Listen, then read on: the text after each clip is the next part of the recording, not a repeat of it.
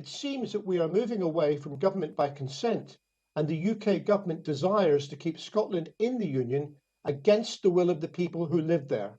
If so, Parliament ought to be told.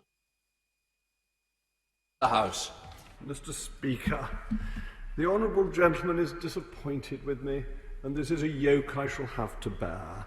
It is, I fear, his default position to be disappointed with me, and I'm afraid in my answers today his disappointment will only grow.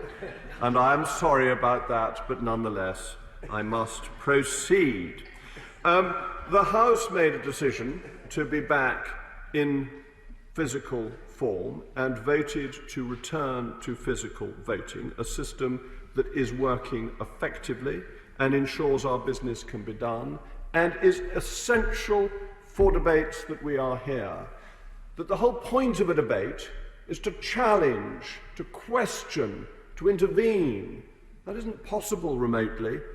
For ministers, when we had that brief period of legislation going through remotely, it could not have been easier. All the minister had to do was read out the prepared blurb. Nothing could be intervened upon, nothing could be questioned.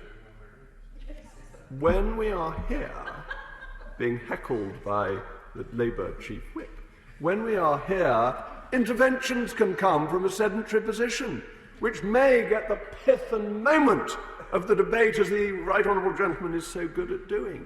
And that leads to proper, informed debate. Even Mr. Speaker's intervening now, which is procedurally... We're not going to have interventions in business questions, though. Come on, Leader. I'm very reassured, Mr. Speaker, that you're sticking to the rules. So it is essential that we have debates in person. Otherwise, the government is not held to account. Then we come on to the question of the United Kingdom.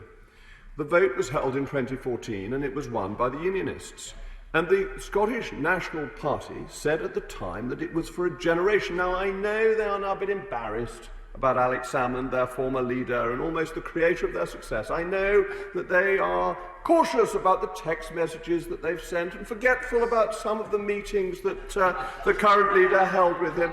I mean, it is amusing, actually, Mr. Speaker, that as I understand it, the current leader of the Scottish National Party, Mrs. Sturgeon, was so busy preparing to answer questions in the Scottish Parliament that she forgot what she'd been discussing at other times of the day. I don't find these memory lapses occur when I prepare for business questions, but never mind that particular point. It was said it would last for a generation, and a generation is not 7 years. And what will we campaign on? The success of the Union. £7.2 billion that has gone to Scotland, 779,500 jobs in the furlough scheme. The United Kingdom taxpayer is able to afford this because it is the taxpayers of England, Scotland, Wales and Northern Ireland coming together for the greater good of our wonderful nation. Let us head to Dame Cheryl Gillan. Dame Cheryl Gillan. We will make America great again.